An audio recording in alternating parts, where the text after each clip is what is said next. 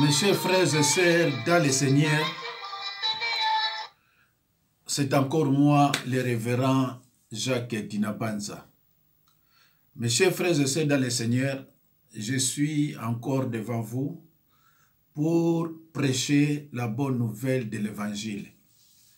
Et cette bonne nouvelle de l'Évangile est intitulée « Ne reçoit point d'accusation contre un ancien si ce n'est sur la déposition de 2 ou 3 témoins. » Ne reçoit point d'accusation contre un ancien si ce n'est sur la déposition de 2 ou 3 témoins. Ce qu'on dit ici, on le dit, ce qui se passe à l'église, pas en dehors de l'église, mais de l'église. Mes chers frères et sœurs, je vous demande d'ouvrir vos Bibles avec humilité. Nous allons lire dans 1 Timothée 5, 19 à 21. Je lis au nom de Jésus-Christ. Ne reçoit point d'accusation contre un ancien, si ce n'est sur la déposition de 2 ou 3 témoins. 20. Ceux qui pêchent, reprends-les devant tous, afin que les autres aussi éprouvent de la crainte. 21. Je te conjure devant Dieu, devant Jésus-Christ et devant les anges élus, d'observer ces choses sans prévention et de ne rien faire par faveur. Puisque les anciens occupent une position de responsabilité dans l'Église, ils deviennent la cible spéciale des attaques de Satan. C'est pour cette raison que l'Esprit de Dieu prend des dispositions pour les garder de fausses accusations. Mes chers frères et sœurs, ici, la Bible ne vous demande pas, lorsqu'un ancien pêche au sein de l'Église ou un pasteur, la Bible ne te dit pas d'aller avec cette histoire sur les réseaux sociaux, contacter des satanistes et sorciers, les gens qui dramatisent, les gens qui ne sont pas de l'Église, les gens qui ne sont pas vos frères. Ndekunanga Bible zo balabino. Ceux qui ancien ou pasteur a péché parce qu'il a moto, a kwesami. Alors, accusation na yesu bazo funda ye, ba témoin fu bazala mi balé to misatu, mais na kati ya église. Bible zolo bana yo na kati ya église.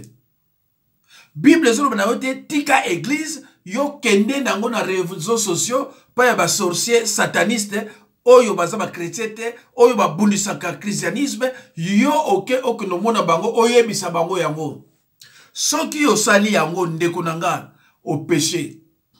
C'est pour cela que les communes sont là, ils s'engagent boyeba, nani aibi li loba, nani aibi li loba te. Okomona mwasi akimimba nguti to mobali, tina réseaux sociaux, amoni sataniste ifonge, alimia abani ko yebisa bango, batu wana baza ba frère te, ba yibi pe li loba te. Bango baza wana po basala ka mbongo na YouTube pour permettre bango ko lia na makamususu. Ndeko na ngai. Lukaka oyeba liloba okosepela. Okomona o aza pasteur, o aza évangéliste, akimimbango na réseaux sociaux, mbala moko epa ya sataniste ou bien sorcier, abali ko expliquer nyonso, mais no Bible lobi na yo à l'église. Soki par exemple pasteur wana oya sali yo mabe, aza na église na yo te, boza église moko te. Yo ko sala nini? Oko kende komona pasteur oyo ya bino. Oyebisi makamu nyonso pasteur wana asali yo. Mais sur déposition ya batemwe mibale to misato parce que koyo na pe obuka nokuta. Alors tango ke oyebisa pasteur wana ko benga moninga ne pasteur basololi. Donc bino moto zo na liloba. Soko moni mutu moko tiki église akembango na réseaux sociaux pona koloba mabe ya pasteur souvent aza liloba te ya mibale à cause de la sorcellerie. Voilà, donc peut-être aza liloba te ou alors aza na sorcellerie. Makambo ya église ezala kaka na kati ya église. Nous sommes des frères et sœurs. Vous êtes des frères et sœurs. Ce qui n'a le but, nous sommes des frères et sœurs. C'est-à-dire, moi, en tant que pasteur, je benga bino ba frère. Mais bino ba frère, ba ko benga ngai frère te. La Bible est zalagate. Ba benga Jésus-Christ jamais frère. Donc, Bible tie biso wana, pas seulement pour prêcher la parole de Dieu, mais pour veiller aussi sur vos âmes. Donc, ngai na benga bino, vous êtes mes frères. Mais bino, boko benga ngai jamais que moi je suis votre frère. Faut lukawe bakali loba parce que liloba verset biblique ezo pour appuyer yo nango ezate. C'est pour cela ndeko soki nga na tie loko, soki yo moni yango ke onga na lobeza mabe, tango zo tia commentaire tiape verset biblique. Awe ezalaka pa ma sécurité. Tango lobi tiape verset biblique. Alors, mes chers frères et sœurs, ce qui est dans Exode 20, 16, balobi boy, tu ne porteras point de faux témoignages contre son prochain. Psaume 101, verset 5, balobi, celui qui calomnie en secret son prochain, Nzambe alingi batu wana te. Na Psaume 101, verset 5. Ndeko nanga, tozana na verset 20, il y a 1 Timothée 5, nous tozana na verset 19, 19-20. Nous tozana il y a 19. Ndeko nanga, je reprends. Bible zoko lobana yo, soki na église, mutu a BBC, un ancien, a sali likamabe, bon reprendre ye, mais na déposition ya batmi balé, batemomi balé to misatu, mais na kati ya église. Bande konazo changer batebele. Na kati ya église. Yo so ki no luka mutu neti sataniste, ayebine kutu lilobate. Et plus aza frère te. Oso ko luka pourquoi? Ayebine lilobate, de aza nepe frère te. Oyo baza koloba entre frères et sœurs en Christ. Awa tozana entre frères et sœurs en Christ. C'est pour cela ndeko tango yo yoki message oyo. Panza ngoko partager ngoko tika ngoko apona yote. Po bato ebele bazana na bobungi. Alors, soki totangi na 1 Thessaloniciens. 1 Thessaloniciens 5 17. Non, pas 5, pas 1 Thessaloniciens 5 et 17. 1 Thessaloniciens 5, 12 à 13. Toyo de balobi. 5, 12 à 13. Excusez-moi.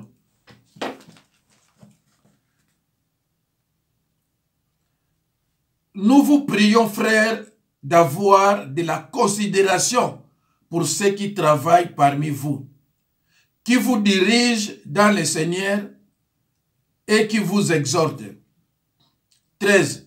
Ayez pour eux beaucoup d'affection à cause de leur œuvre. Soyez en paix entre vous. Dekonangai.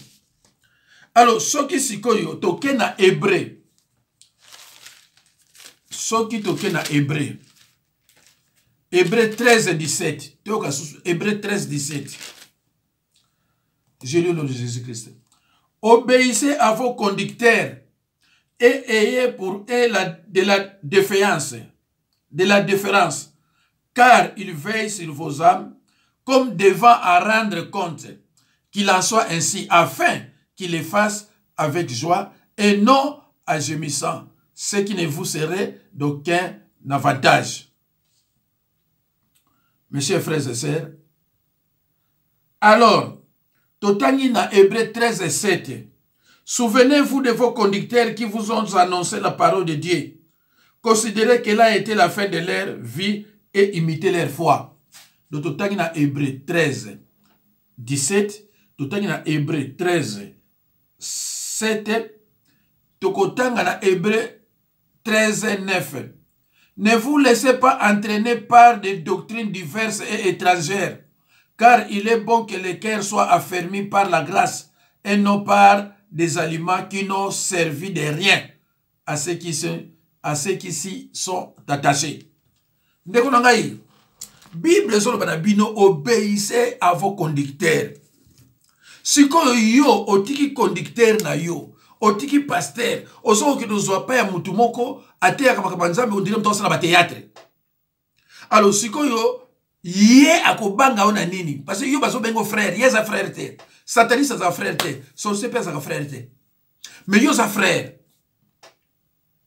Ndeko omoni kama parenthèse ona na fongoli awa pona opesa bino na ba verset oyo Bible les a recommandé biso. Alors, tout ça qui na hébreu, total la suna Jacques, pour les sous na kolobela ngo le sous-souté, Jacques 1 26.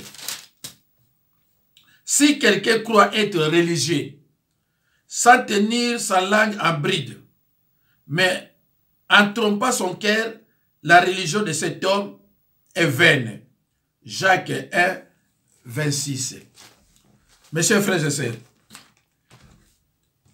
dans le Seigneur, Bible dans 1 Corinthiens 10, 31, fait tout pour la gloire de Dieu.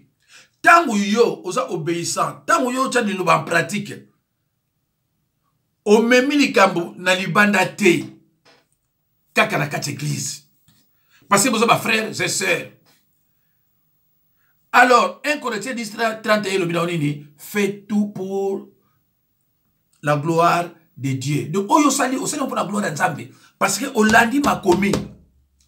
Mais yo tiki siko m'a commis, aucun na YouTube, pas sataniste, pas sorcier, pas yabatou, pas yabina on lobate, aucun funda pasteur kuna, et l'on yo sali. Kindoki no za buzoba. D'ailleurs, kindoki pa maïle ya mala mo elakate. Donc, oza mutumoko, donc, la yabini bakolo banayote. Donc, ok, funda pasteur, pas ya mutumoko ayako lukambongo na YouTube. Ok, funda pasteur, et pas ya mutumoko kutu, musala nega au critiquer christianisme pour kindoki na ye. Mais Bible solo banayo nini, c'est pour cela de kunangai, il faut oitala, mateya yo landaka pa ya nani. Kende kokuta na réseaux sociaux. Ba ventiler. Ba msou ba bengen ba docteur. Si vous avez mateya zo prêcher, on lui mais c'est pas possible. Alors, mes chers frères et sœurs, reprenons encore le verset de 1 Timothée 5, 19 à 21. 19. Ne reçoit point d'accusation contre un ancien, si ce n'est sur la déposition de 2 ou 3 témoins. 20. Ceux qui pêchent, reprends-les devant tous, afin que les autres aussi éprouvent de la crainte. 21. Je te conjure devant Dieu, devant Jésus-Christ, et devant les anges élus, d'observer ces choses sans prévention et de ne rien faire par faveur. Ce qui mutouana bébi moi ba bé, a péché moi ba bé. Il faut reprendre une église devant tous. Pour ba mususu paye, ba banga ba sala sundenge ya salité. Mais yo kenango sikoyo na réseaux sociaux, ba mususu ya église, ba yo kina ba kutu ngote po ba ndana bango, ba mususu na ba réseaux sociaux te ya ba ventilier wana. Alors, mes chers frères et sœurs, 19, puisque les anciens occupent une position de responsabilité dans l'église, ils deviennent la cible spéciale des attaques de Satan. C'est pour cette raison que l'Esprit de Dieu prend des dispositions pour les garder de fausses accusations.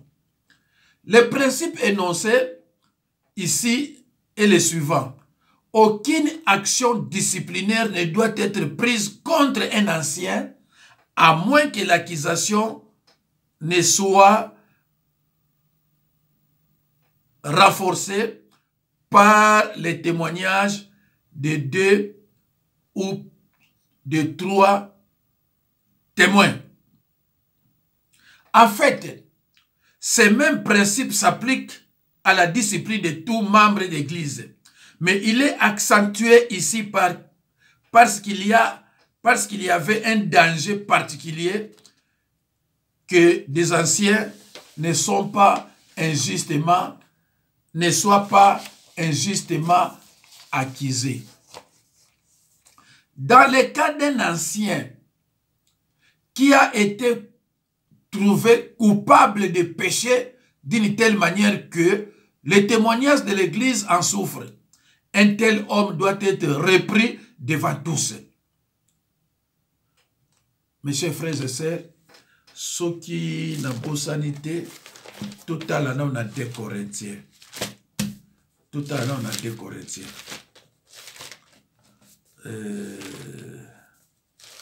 Tout à l'heure on a 2 Corinthiens.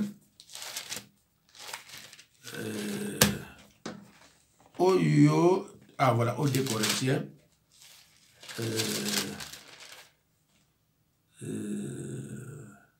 Voilà, faisons un Corinthien. Tout en a un Corinthien.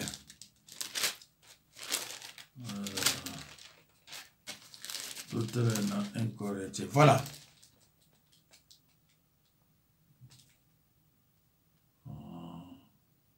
Voilà. Ce que nous avons un Corinthien. 5, malobini. Tout en gagne 4 et 5.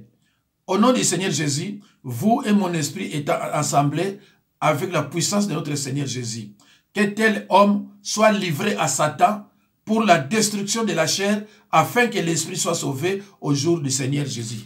Alors, bon, moi, je dis, oyo. Asala ki lisumu, moi, na oyo, akendaki, na, moi, si ya papa na ye. Qu'est-ce qu'on a fait? Ba bimissier na poisson la église. Et puis, ba livré na Satan. Alors, la Bible va livrer à Satan, qu'est-ce que cela veut dire? Ba bois qui pas à Satan, parce que ça va Satan.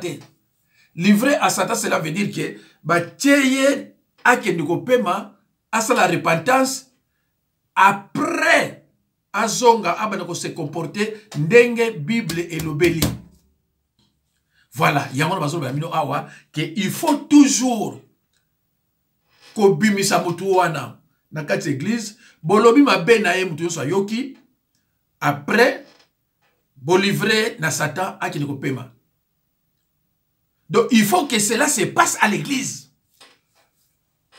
Mais c'est la parole. Bandeko, mais c'est la parole. Dans le cas d'un ancien qui a été trouvé coupable de péché d'une telle manière que les témoignages de l'Église en souffrent, un tel homme doit être repris devant tous. Cette action souligne devant tous les croyants la gravité du péché en rapport avec les services chrétiens et exerce un effet de dissuasion dans la vie des autres. Certains commentateurs croient que le verset 20 ne s'applique pas spécialement aux anciens, mais à tous les chrétiens. Le verset 20 s'applique à tous les chrétiens.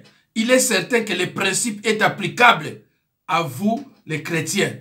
Mais le contexte de ces versets semble les relier directement aux anciens. Même si vous avez awa ba ancien, mais ba principe o bazolo ba awa ezako lobela pe ba oyo ba sambela kana katia ecclesia. C'est-à-dire ba frères et sœurs, et ça rapport ba chrétien mais ba frères et sœurs aussi. Ndeko nangai. Tamu yo aux autres dans les réseaux sociaux. Ozo mona batu ne bazwa ko funda ba pasteur, ne bazwa ko funda ba ancien. Yo lokolo ozana iloba, oyebike wana baza ba ventilier. Na mutu azwa ko funda wana ko considérer ata mukete. Pasteur aza mutu ya ko sakana ete. Ndeko, soko omoni ba sataniste na ba sorcier bazo finga pasteur, yo fanda kimia. Sino te ndeko okozwa. Soki yo finga pasteur, yeba ke na ngonga moko boy okozwa, okita omata. Même si on senga bolimbisi, mais okita omata okozwa. La miséricorde de Dieu n'exclut pas la punition. Faut qu'on la Bible. Nombre 14, 18. Miséricorde de Nzambe, miséricorde de Babi, Dieu est amour. Mais amour n'exclut pas la punition. Tango sala ki mabe okozwa yango. A pardonner yo mais okozwa. Donc ndeko soki omoni ndenge nga nazo zobata nga nyonso pona ko changer bana nzambe parce que nazo bana bino nazo changer bana nzambe ya monde entier. Nazo ko changer bana monde entier. Naza mutu ba enseignement nga nyonso ezo uta na kati ya Bible. Ezo uta libanda te nyonso uta na kati ya Bible. Na ko ya ko bela bino teka Olomide a divorcé na mwasi na ye. Ezo sala bino nini eko bela bino kwa ngai na bimawa na loba Olomide a divorcé na mwasi na ye. Oh, wana pétage. Nako changer bino nani. Mais oyo ba basala kango pa ba fandi bazo yeba déjà que nabimaki tenten nabimaki eloko pamba. Ba bengi évangéliste ozo ki mambango o funda pasteur o kosile ba makambo. Onobi oza évangéliste o kuma pasteur après ko côté ya l'église ande ko ngatika. Ndeko tika ko. C'est pour cela na senga na bino ba mateya na ngata mozozwa yango et aider bino au prêcher. Parce que tango ozo mateya nango ba diko prêcher yango buta corriger zate. Na zo biso ke buta corriger ate. Na banzi bo remarka ba mateya nyoso na salaka so mutalingo finganga au kosi na ngalika mususu mais ko takinga na masenima te. Pourquoi takinga na masenima te? Ya na lo bino soki olingi ko corriger ngai tia verset. Soko tia verset te donc nazo considérer ote. Mais tia verset. Certains commentateurs croient que le verset 20 ne s'applique spécialement aux anciens, mais à tous les chrétiens. Il est certain que le principe est applicable à vous, les chrétiens, mais le contexte de ces versets semble les relier directement aux anciens. En traitant les problèmes de discipline dans l'église locale, oyo bazoloba oyo eza problème ya discipline na kati ya église. Oyo tozoloba awawa eza problème ya discipline na kati ya église. Ndeko na ngai soki yo ofinga ba pasteur top oyo tozoloba oyo ozo tiamo pratique te okendike no église ko l'exalaire jour okufa mbala moko na séjour de mort un lieu de tourment babano betu ba fi bokuna parce que makambo yo sala eza contraire na parole et lui wape ko okufa brusquement. Et le coup, on fait brusquement directement dans ces jours de mort. En traitant les problèmes de discipline dans l'église locale, il faut éviter deux dangers. Le premier est les préjugés, c'est-à-dire le parti pris. Et l'autre est la partialité, l'injustice. Il est facile d'avoir des idées préconçues, défavorables envers quelqu'un et ainsi de lui porter préjudice. Okoki kozala ba idée moko mabe contre quelqu'un pour na ba sambusaye parce que aza peut-être bien avi na ye parce que alobakate parce que aibi diloba. De même, il est tout aussi facile de faire preuve de partialité, d'injustice vis-à-vis d'un homme à cause de ses biens, de sa position dans l'assemblée ou de sa personnalité. C'est pourquoi Paul conjure Timothée devant Dieu et le Seigneur Jésus-Christ et aussi devant les anges élus d'obtenir à ses instructions sans juger un cas avant que tous les faits ne soient connus ou sans montrer de la partialité envers quelqu'un tout simplement parce que c'est un ami ou qu'il est bien connu. Chaque cas doit être jugé comme s'il était porté devant Dieu et le Seigneur Jésus et aussi devant les anges. Ceux-ci observent le monde dans lequel nous vivons et ils doivent voir une justice parfaite exercée dans les problèmes de discipline de l'Église. Les anges élus sont ceux qui n'ont pas été impliqués dans le péché ou dans la rébellion contre Dieu, mais qui ont gardé leur origine. Mais yozo qui nous funda pasteur na batumoko aza ange élité. C'est un rebelle, il s'est rebellé à quelqu'un sataniste. Aza ne ange élité, ange éli bisoba oyo peut-être na yo. Mais yozo qui nous funda ange éli et pas sataniste. Omoni biminani. Ndeko nanga omoni biminani. Hébreux 13:1. Hébreux 13, 1. Persévérez dans l'amour fraternel. Persévérez dans l'amour fraternel. Mes chers frères et sœurs dans le Seigneur, Jésus instaure un type particulier d'amour. L'amour des chrétiens entre eux. Mes chers frères et sœurs, l'amour des chrétiens entre eux est au-dessus de l'amour du prochain. Nakote yango, jeudi ou bien dimanche, et puis bandiminanga, son atei bango na otila binango. Jésus-Christ instaure un type particulier d'amour. L'amour des chrétiens entre eux. Nekunanga, amour des chrétiens entre eux. Amour wana eleki mutu so mokili. Mais yo sikoyo otiki pasteur na yo. To otiki frère na yo a péché. Yo ko memango na réseaux sociaux. Nekunanga peut-être faute na yote parce que mate ya yo landaka ya mutu ko yebine kote ayebine lobate. Eza interdit biloko wana yo tiki église aucun nango na réseaux sociaux pa bandoki pa ba sataniste aucun nango pa na bango po bango ba finga pasteur basala ba vie YouTube afuta ba mbongo après ba sekio. Mes chers frères et sœurs, Romains 8, Jésus instaure un type particulier d'amour. L'amour des chrétiens entre eux. Romains 8, 9. Cet amour se manifeste dans la vie de l'Église. Dès communs accords ensemble. Cet amour se manifeste dans la vie de l'Église. Dès communs accords ensemble. Alors, si vous lisez dans Actes 1, 14, Yogane Balobi, tous d'un commun accord, persévérer dans la prière avec les femmes et Marie, mère de Jésus, et avec le frère de Jésus. Romains 12, 10. Ndeko. Balobi que cet amour se manifeste dans la vie de l'Église. D'un commun accord ensemble. Donc, vous êtes dans la maison de Dieu. Donc, dans la maison de Dieu, Makamoupe est aussi là, dans la maison de Dieu, pas moninga moko a kwesamaki, pas moninga moko a peshaki. Bon, bimisi wana, ban mususu pe babangi, et comme malao mingi. Mais yozo tika, maison de Dieu, ok, siko yo, pa ba Satan. Et ça, il y a la Bible.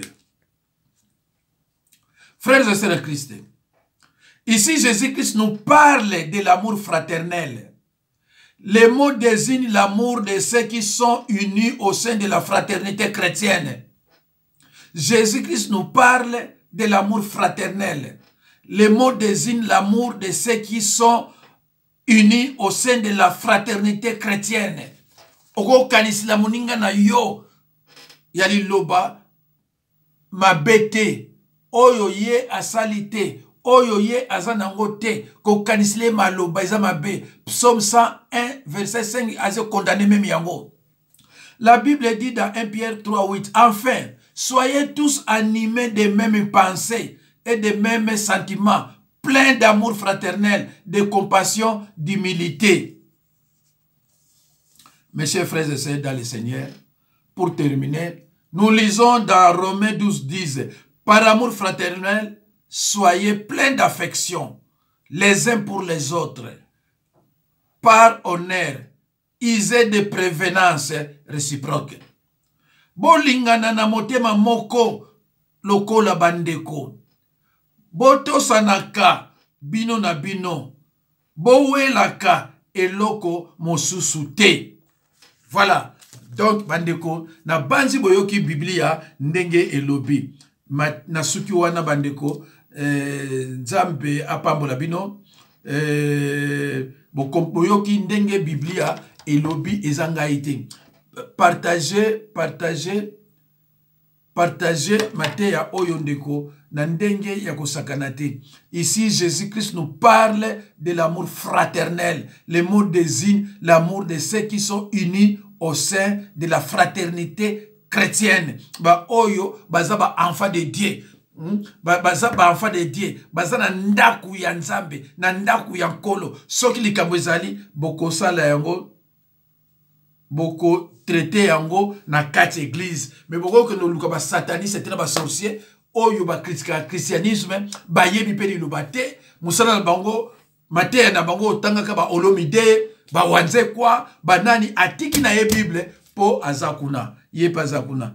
Merci bandeko. C'est vrai que bato ba numéro nanga bazana ngote baninga kutuna pesa ngone bandeli mais so na pesa ngone bandeli boko nanda mateya te 06 51 03 90 89 06 51 03 90 89. Oyo baza libanda ya France 0033 6 51 03 90 89 0033 6 51 03 90 89. Vraiment Nzambe apambola bino. À la prochaine occasion. Merci beaucoup. Merci beaucoup. À la prochaine occasion. Naza sûr que lobby beaucoup kozwa ba verset biblique mususu. Ndeko nanga omonaka pasi pona nini? Oza kolanda mutu oyo ayebine liloba te. Oza kolanda mutu oyo aza ko débrouiller yo kuto lekie na liloba. Landaka liloba solo solo okoyeba mosala ya Nzambe solo. Mosala ya Nzambe solo babundisaka ye. Mais Nzambe atiaka toujours loboko. Bako bundisa mosala ya Nzambe solo croyant que mosala ya Nzambe solo akotika ako baisser les bras. Nzambe atelemisi abi continuer. Jésus a souffert. Jésus-Christ a souffert. Merci beaucoup. Merci.